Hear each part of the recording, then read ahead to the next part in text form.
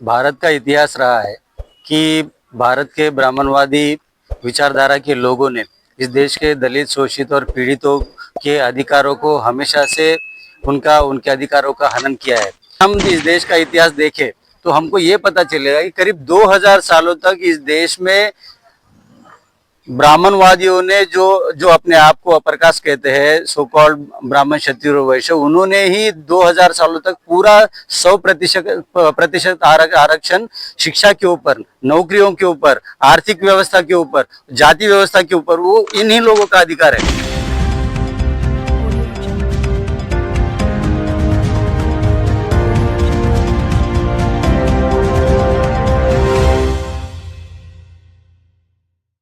तो यह राम भद्राचार्य को प्रश्न पूछा गया था, तो उन्होंने ऐसी बात कही कि इस पे रिजर्वेशन से जातिवाद बढ़ रहा है और रिजर्वेशन से अन्याय हो रहा है। जिसके पास क्या कैपेबिलिटी है उसको अन्याय हो रहा है। इस पे आप क्या कहेंगे?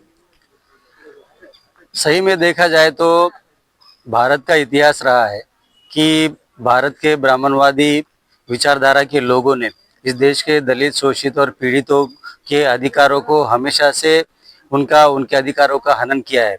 रही बात आरक्षण की वजह से सभी को न्याय नहीं मिल रहा है और कुछ लोगों को ही अवसर मिल रहे हैं और कुछ लोगों को नहीं मिल रहे हैं और कुछ लोग ही बाकी लोगों के अवसर ले रहे हैं। ये सरासर गलत और निराधार ऐसा आरोप जो लोग आरक्षण लेते हैं उनके ऊपर है।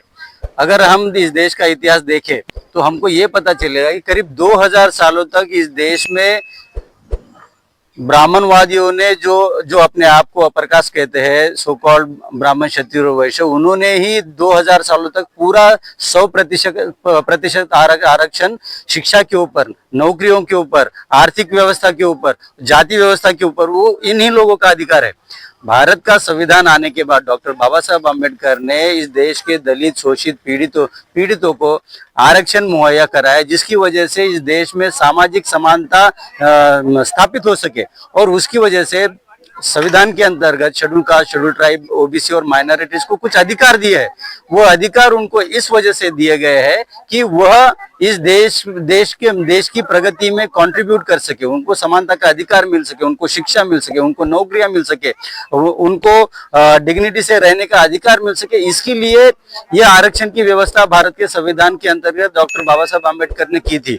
और हम ये देखते कि पिछले 75 सालों में इस आरक्षण की वजह से ही जो तबका 2000 सालों तक गुलामी की जंजीरों में जकड़ा हुआ था, वह तबका देश के मेन स्ट्रीम प्रोग्रेस में उनका इन्वॉल्वमेंट आज हम लोग देख रहे हैं और वो सिर्फ और सिर्फ आरक्षण की वजह से है। और चूंकि 2000 सालों तक इस ब्राह्मणीय व्यवस्था ने इन सारे के सारे सिस्टम के ऊपर एकाधिकार जमाया हुआ था और आरक्षण की वजह से उनका वो एकाधिकार गया है, इसलिए उनका ये जो पेट दर्द है आरक्षण के विरोध में, ये हमेशा से रहा है। और राम भद्राचार्य उसकी मात्र एक और कड़ी है। राम भद्राचार्य के पहले भी हजारों लोगों ने आरक्षण के विरोध में बात कही है और राम भद्राचार्य के बाद भी हजारों लोग आरक्षण के विरोध में बात करते रहे।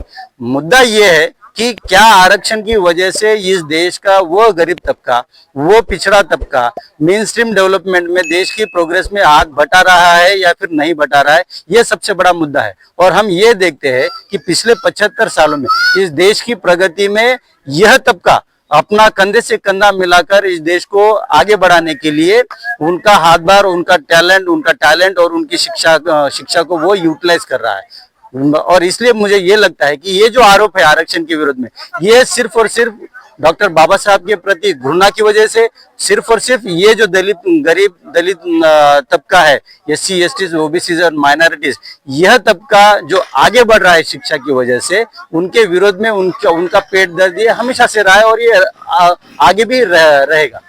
वो तो कह रहे हैं कि संविधान की वजह से ही जातिवाद बढ़ रहा है। और दूसरी बात जो है, उनको ये भी क्वेश्चन किया गया था कि उनके साथ, दलितों के साथ लंबे समय से भेदभाव हुआ है। तो राम भद्राचार्य का कहना था कि कोई भेदभाव उनके साथ नहीं हुआ है, बल्कि हम तो उनको चाचा, मामा, काका कहकर उनको पास में हमने नजीकियां दी। जो डिलीवरी करने को आती थी दायन, उसको भी हम काकी करके बुलाते थे।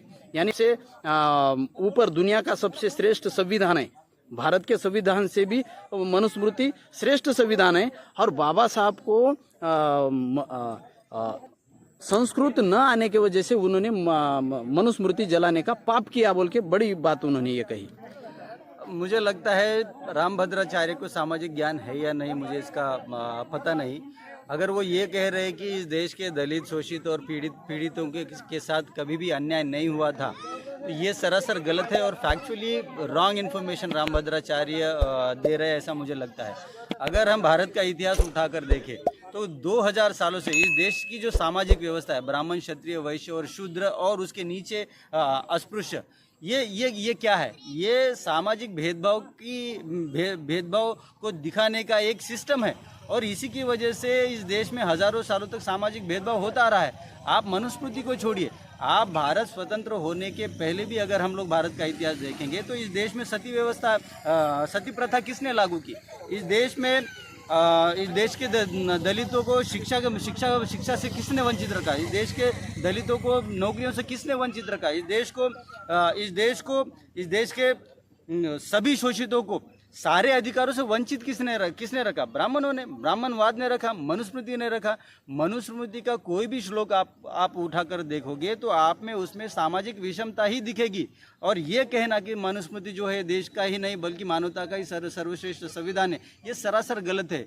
आप किसी भी इंटेलेक्चुअल को, किसी भी विद्वान को ये पूछोगे कि मनुस्मृति में क्या है, तो उसका सिर्फ यही कहना होगा कि मनुस्मृति की वजह से ही इस देश में जो सामाजिक विषमता है वो मनुस्मृति की वजह से ही है। तो मनुस्मृति फिर से लागू करने का क्या इरादा है क्या इनका? फिर मुझे तो वही लगता है, क्योंकि वर्तमान परिस्थिति में हम जिस तरह से ब्राह्मणवाद हावी होता दिख रहा है और संविधान के विरोध में आए दिन षड्यंत्र करता हुआ ये सिस्टम दिख रहा है, मुझे तो यही लग रहा है। और उनका जो ये कंसेप्ट है हिंदू राष्ट्र निर्माण करने का या फिर हिंदू राष्ट्र को घोषित करने का, उसके विरोध, उसके पीछे जो उनकी मंशा है, उसके पीछे जो उनका षड्यंत्र है, वो इस देश का, भारत का संविधान को निरस्त करके इस देश में फिर से मनुस्मृति लागू करने का ही उनका षड्यंत्र है।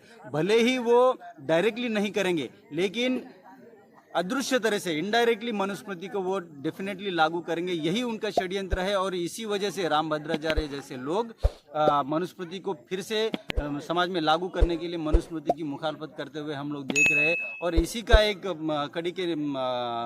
कड़ी को हम लोग अगर देखते हैं, दलितों के ऊपर, शोषितों के ऊपर, गरीबों के ऊपर, ओबीसीज के ऊपर, माइनॉरिटीज़ के ऊपर जो आए दिन अत्याचारों की घटनाएं हम पूरे देश में देख रहे हैं, ये उसी की कड़ी मुझे नज़र आती है। और मैं ये देख रहा हूँ कि आने वाले समय में डेफिनेटली डायरेक्टली हो या फिर इनडायरेक्टली वो मनुस्मृति को लागू करना ही उनका षड्यंत्र है।